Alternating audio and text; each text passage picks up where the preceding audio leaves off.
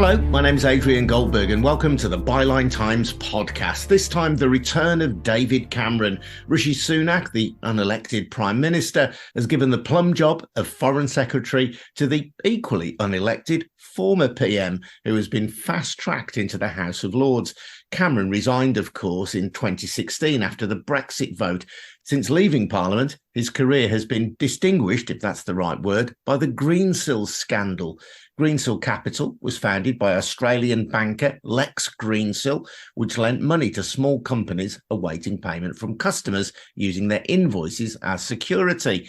But £2 billion in loans has never been recovered. That contributed to the collapse of investment bank Credit Suisse, whose customers had advanced the cash. Authorities in Germany and Switzerland are investigating possible fraud.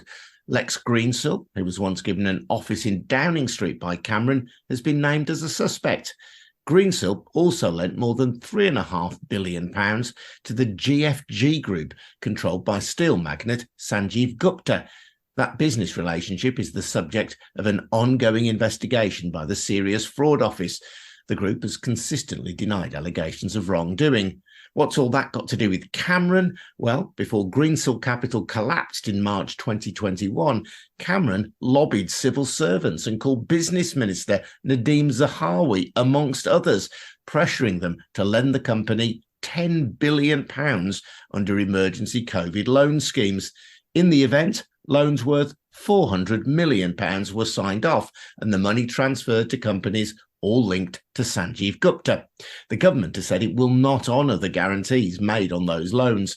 Lex Greensill, the founder of Greensill Capital, said the company had always drawn upon robust advice from leading law firms to ensure they complied with relevant rules.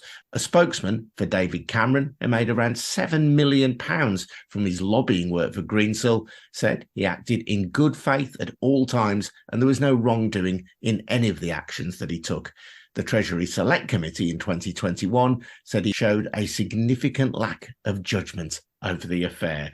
So that's something of the atmosphere of sleaze, I suppose, or scandal that surrounds his appointment as Foreign Secretary. I want to hear now from Jessie Joe Jacobs, who is the director of the Democracy Network, a group representing more than 800 organisations seeking to renew UK politics.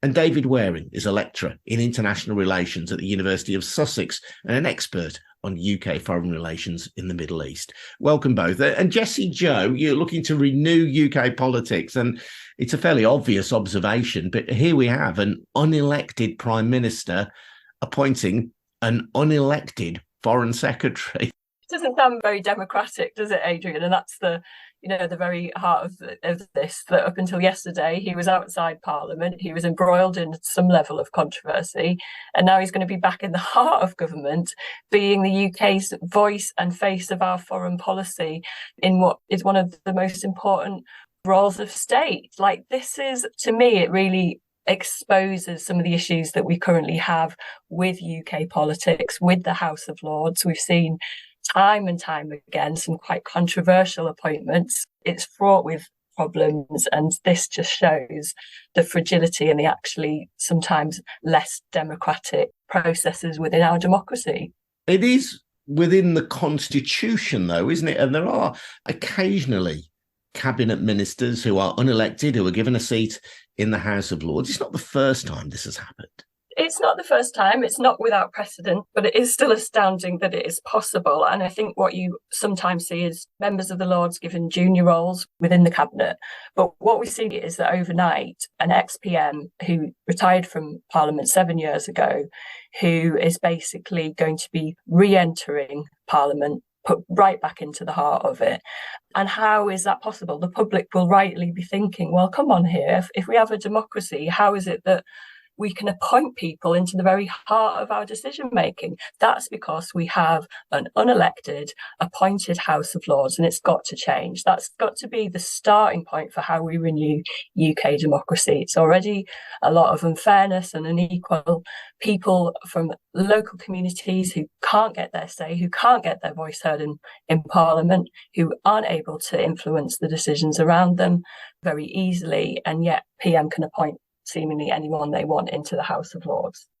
There may be an argument, though, I'm sure David Cameron supporters would make this, that he is extremely well connected. He is a former head of state, so he'll know other heads of state, that he's got extensive contacts in the world of business now, and that he's exactly the man that we need to go and sell brand Britain abroad.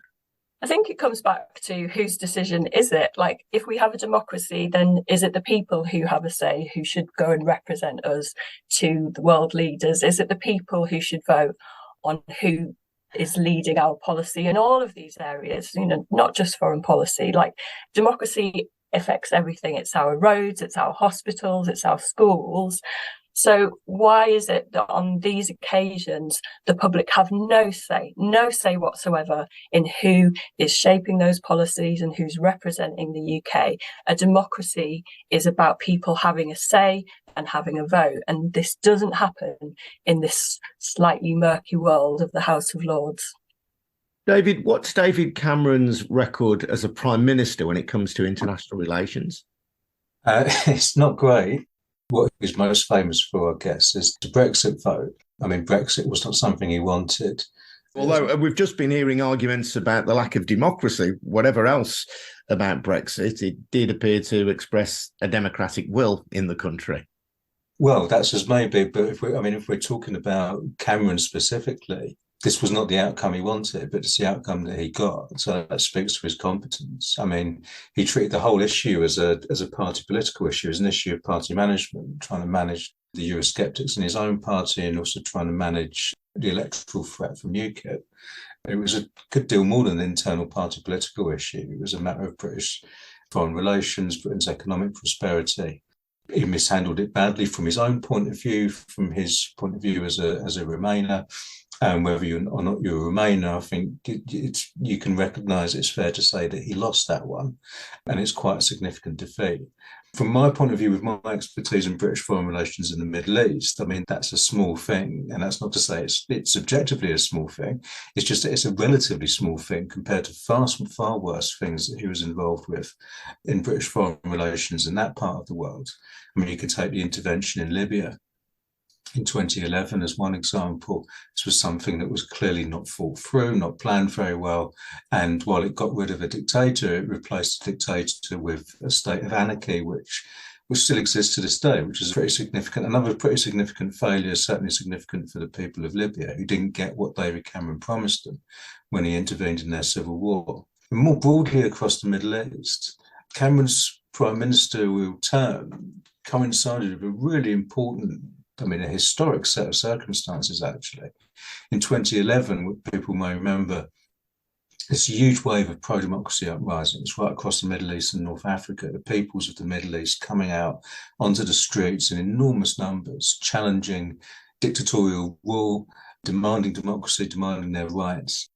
At the very moment that was happening, Cameron happened to be on the tour of the Middle East trying to sell these dictators British arms. Very embarrassing for him. He had a quick detour to Cairo where he went to the big square where the protesters were and said how inspired he was by it.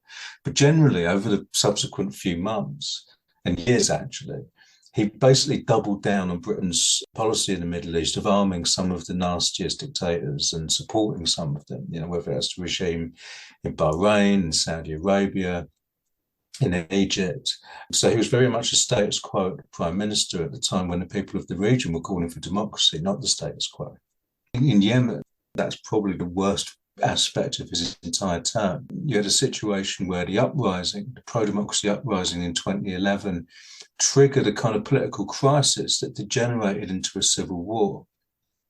And so you had a civil war in Yemen from 2014-15 onwards. These are the last sort of days, the final year of Cameron's premiership. Now, Saudi Arabia intervened in that civil war. It intervened with massive British support. The British supplied a huge proportion of the arms that the Saudis used in that intervention. And in that intervention, it was documented by the world's leading human rights groups, by the UN, from day one, that the Saudis were hitting civilian targets indiscriminately, that they were blockading large portions of Yemen, the portions where their opponents were based, caused a huge humanitarian catastrophe. Similar tactics to those used by Israel in Gaza, actually, blockade and indiscriminate bombing. Well, Cameron's government, as I say, supported that, provided the arms, and that went on for a year or so. So, if you add all this together, it's a pretty terrible record. There's failure on its own terms in terms of Brexit.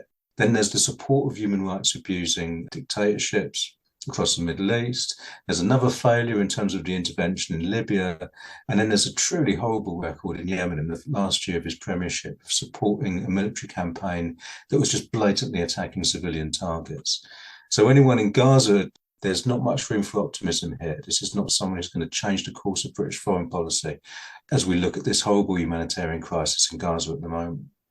People listening to this might argue about the cause of the conflict in Gaza differing from the cause of the conflict between Saudi Arabia and Yemen. But ultimately, if you're looking at the loss of innocent civilian life, the outcome is the same.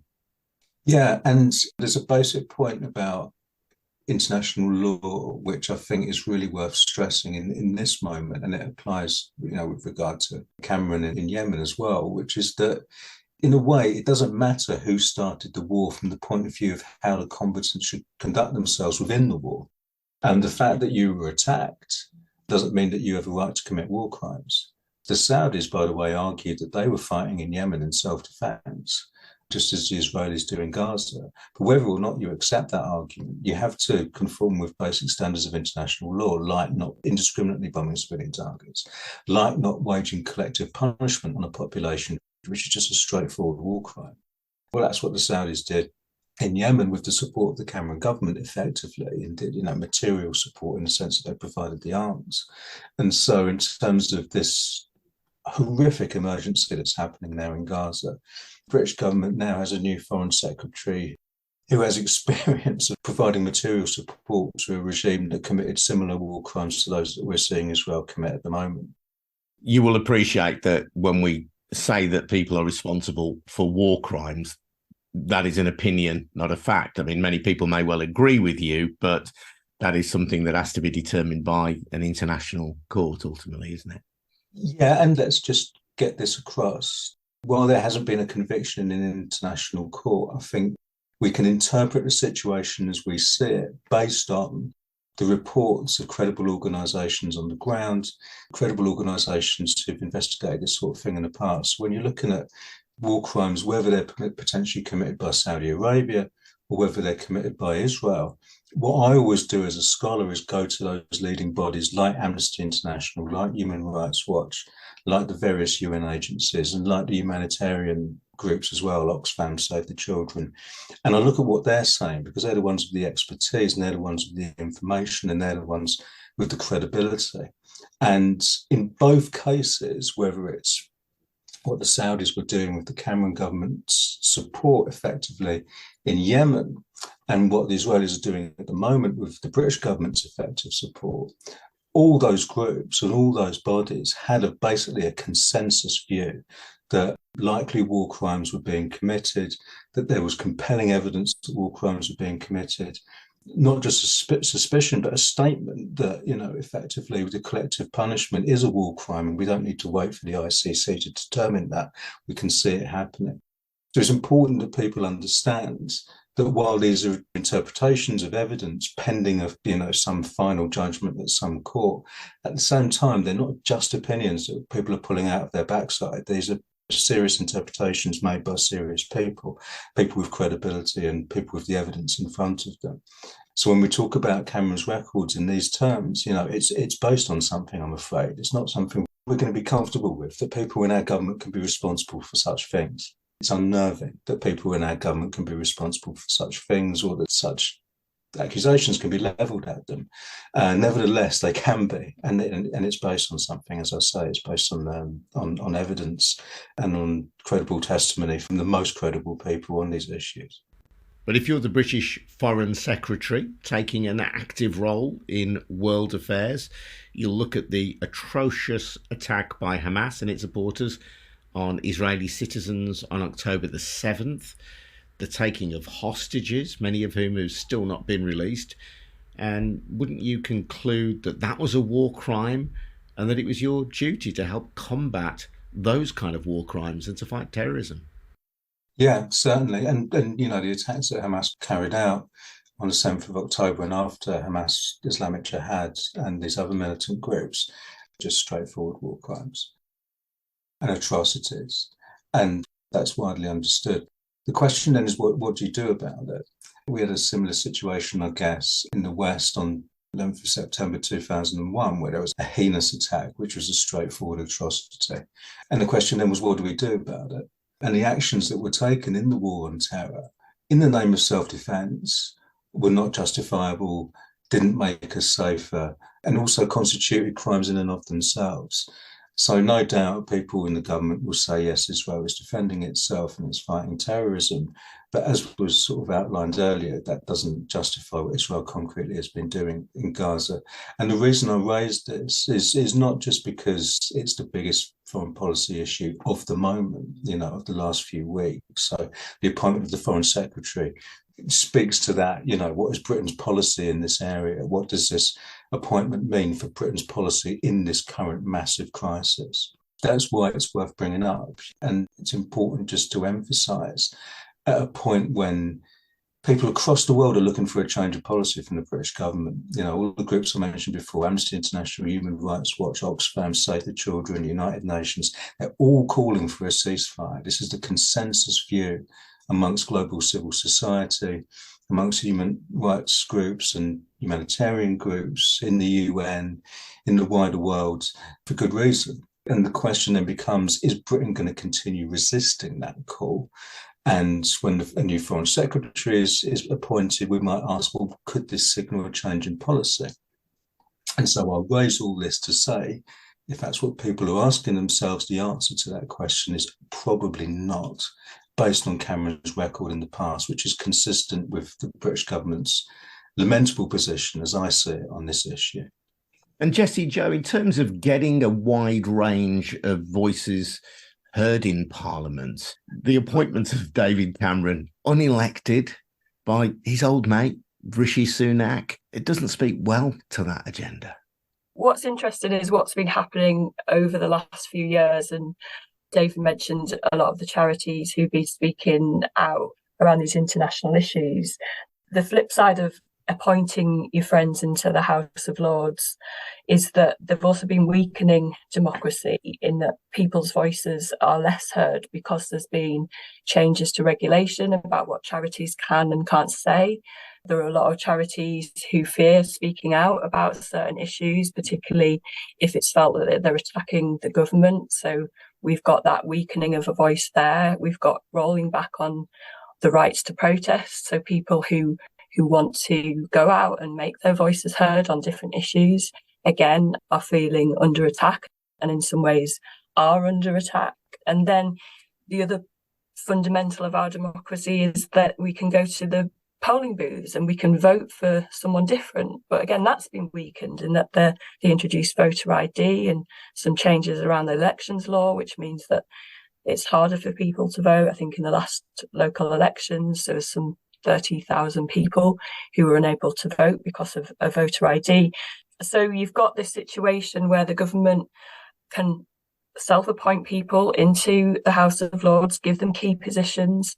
These people might be related, they might be donors to that party, they may be involved in scandal.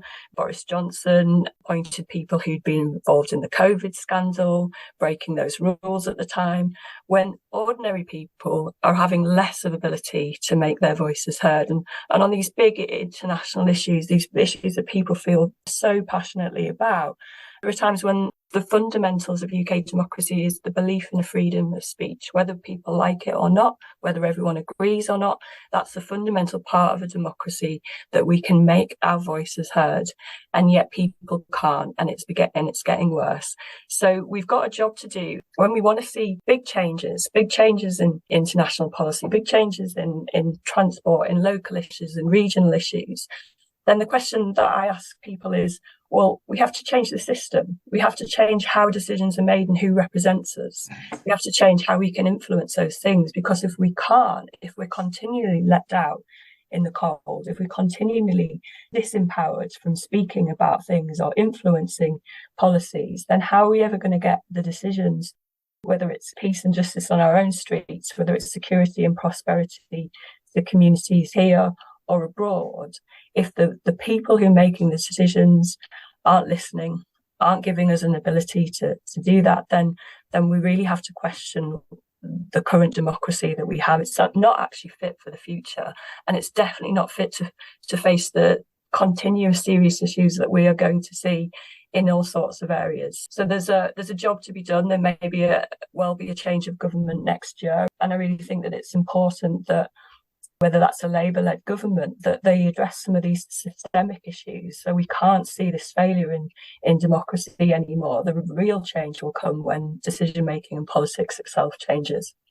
Well, as a state school kid from a comprehensive in Birmingham, I note that an investment banker has appointed an old Etonian. These things can't help but resonate with me somewhere deep down. Really appreciate your time, Jessie Joe Jacobs from Democracy Network. Thank you as well to David Waring from the University of Sussex. I'm Adrian Goldberg. This has been the Byline Times podcast. If you've enjoyed listening to this and you want to support our work, please consider taking out a subscription to the Byline Times. You get full details over at our website, bylinetimes.com. The Byline Times is now available at selected newsstands as well, and is going into Sainsbury's very soon. But if you want to make sure of a copy, you need to take out a subscription. That's at bylinetimes.com. This has been a We Bring Audio production for the Byline Times. We'll see you again very soon. Cheers now. Bye-bye.